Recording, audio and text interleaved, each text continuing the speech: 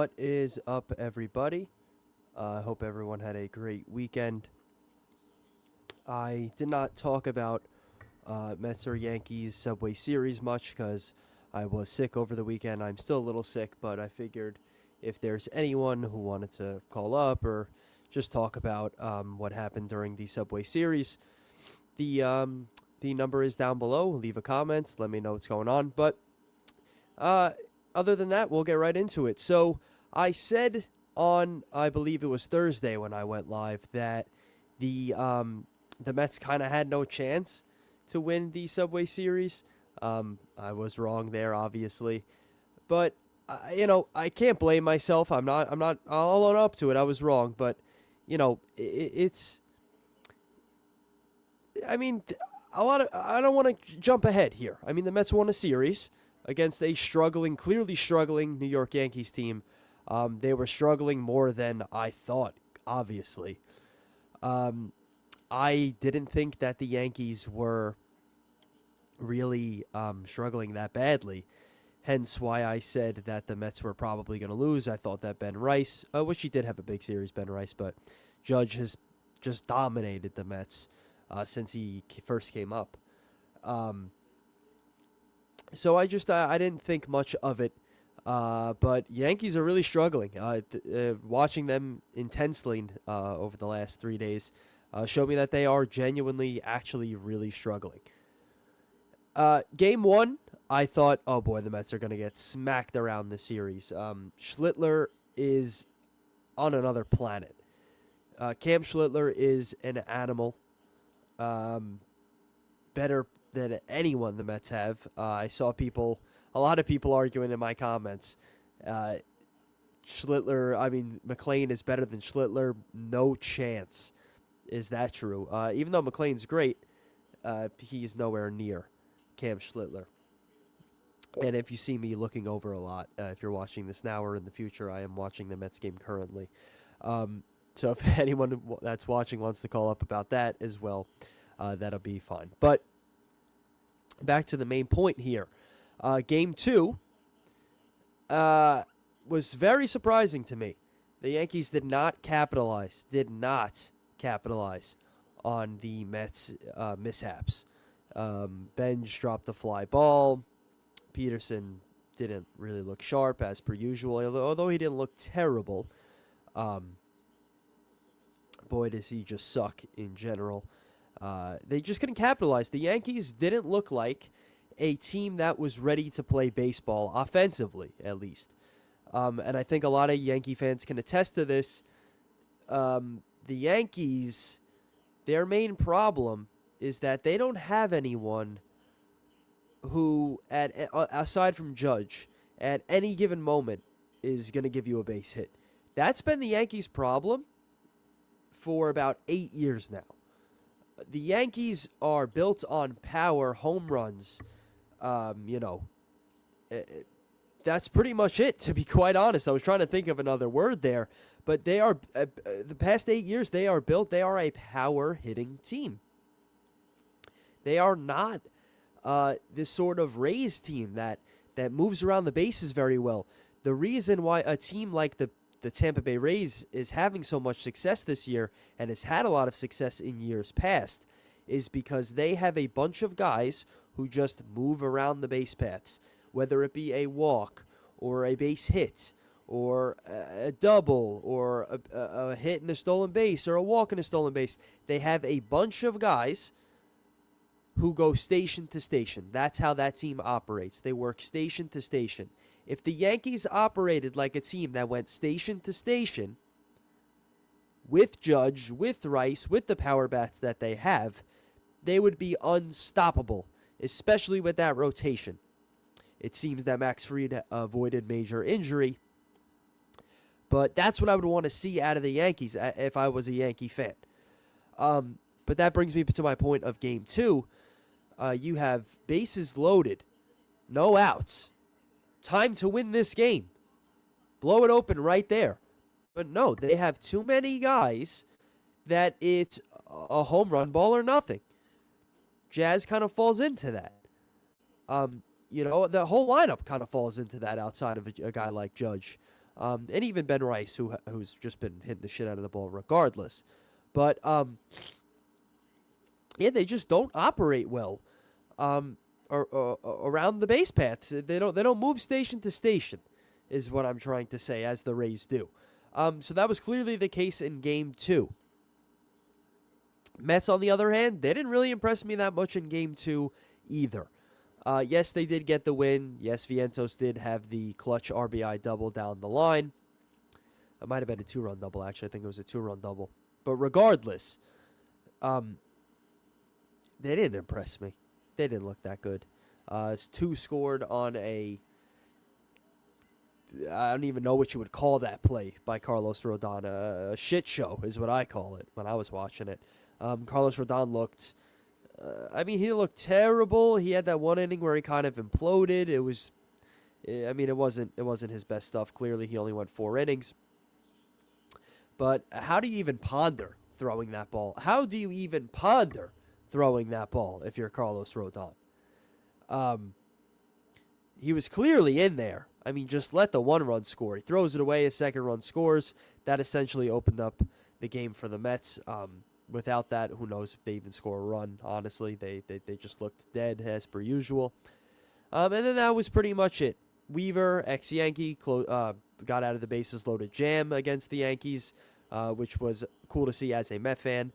Devin Williams was clearly a little fired up this weekend against the Yankees.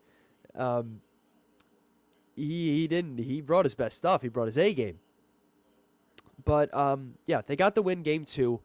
Game 3, the Yankees again looked like they were in the driver's seat, but again couldn't really capitalize too much on the Mets' mishaps. Yes, they did actually end up capitalizing in that 1 inning where Bichette couldn't catch a Little League pop-up, and we'll get to him a little bit later on. But, boy, oh boy, that was bad. But Yankees ended up capitalizing a little bit there. Outside of that, Peralta looked terrible. Freddie Peralta threw more balls than strikes, which is very rare to see from a starting pitcher who goes 5 innings. He threw more balls than strikes, and what did the Yankees really do? They did nothing. They couldn't capitalize off Peralta. He was walking everyone under the sun, and the Yankees didn't do much at all. So that was their chance to win that game. On top of that, Bednar, listen, I think a lot of Yankee fans are being a little too overcritical of David Bednar. I understand that he has not been a phenomenal A-list closer, and you clearly want that if you are a team who wants to seriously compete and go to a World Series and win a World Series. But Bednar isn't he's not a guy that comes in and I just say, oh shit, Bednar's coming in. He's not that guy. He's not the best, but he made a bad pitch. And unfortunately, Tyrone Taylor was all over it. I know a lot of Yankee fans are going to say that that David Bednar, what a terrible pitch. It was a meatball, and they are 100% right. It was a terrible pitch. It was a meatball. Didn't locate it well. That's 100% a fair thing to say. But my rebuttal against that is if you're in David Bednar's shoes, and I got this from Gary Cohen tonight, that was the first the first curveball that Tyrone Taylor has a hit on this season.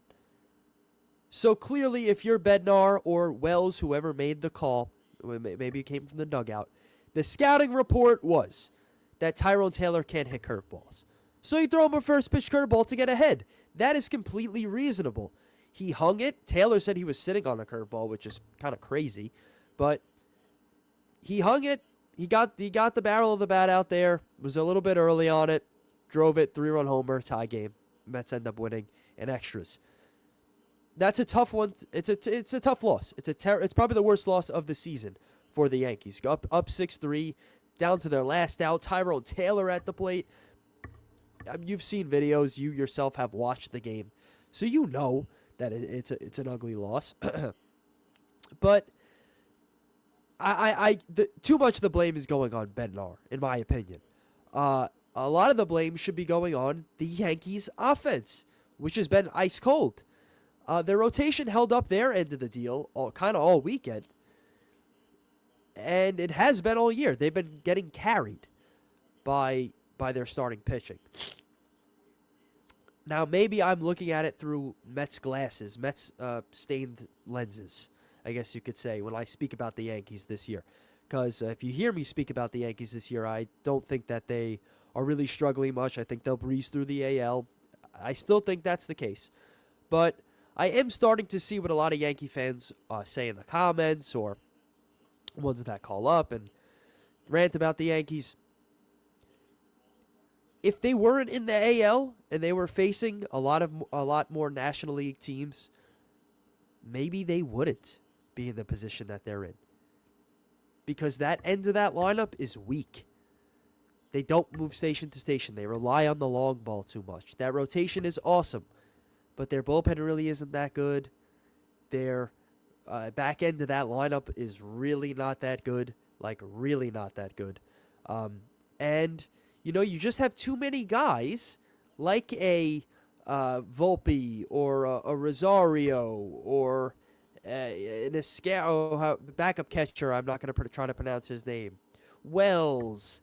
And even Jazz has had a bad year, even though he didn't look terrible this weekend. Sorry, I'm watching the Met game. So, the Yankees just aren't a A-list put-together team. I'm starting to see that. I'll admit that I thought the Yankees were a lot better and that their offense was doing a lot better. But now watching it thoroughly, playing against the Mets, where I'm able to focus all of my attention fully towards the Yankees, that you guys are right about that in a sense, that the Yankees aren't such an A-list team, and they might have some issues, winning the World Series. I still hold true, in my opinion, in my eyes, it still holds true that the AL is weak and that the Yankees still have the best chance to come out on top of the AL. I still think that's the case. So Mets end up winning the series. It was a big series for the Mets, way more important for the Mets for their confidence than it was for the Yankees. The Yankees are ice cold right now, but it was just it was a morale boost for the New York Mets. And if you're watching here live on YouTube or TikTok, drop a comment, call in the numbers down below. Let me know what you're thinking. But anyway, the Mets didn't look like the Mets that we've seen all of last year and the start of this year. They came back and won that game, which I couldn't believe. A miracle, home run off Tyrone Taylor. But it was more important for them to win that series, for their confidence, for their morale. They needed that. They needed that bad. They're currently down 3-2 against the Nationals, so let's see, like I said in the beginning of the stream, let's pump the brakes here. Let's wait for them to really start winning some games, get back to 500, and then we could talk about, talking about making them even the playoffs here. But, yeah. Who do I want to talk about before? Bichette. My God. Bo Bichette. And I mean this with all honesty. I'm not doing this for no clicks, for no exaggeration here. Bo Bichette might be the worst Met I've ever watched in quite some time. Maybe ever. He is that bad. Bo Bichette might be, I'll repeat it, the worst Met I've ever watched. And I don't mean that lightly. Jason Bay, the Eric Campbells of the world. I actually excuse the Eric Campbells of the world because those guys, you expected those guys to have a 520 OPS. Okay? You don't expect Bo Bichette to be batting .210 with a 540 OPS. Okay? You gave him $42 million. He's opting in, baby. He's not opting out.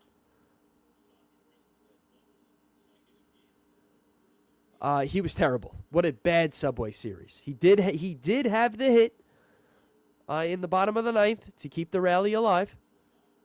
But then, as we see again tonight, if you're watching the Met game currently, He's 0 for 2. Oh, he's actually 0 for 1. Oh yeah, get this. He's 0 for 1 with the walk, right? Bichette gets on. He finally gets on with the walk. What does he do? He gets picked off at first base. He wasn't even going to steal. He actually just got picked off.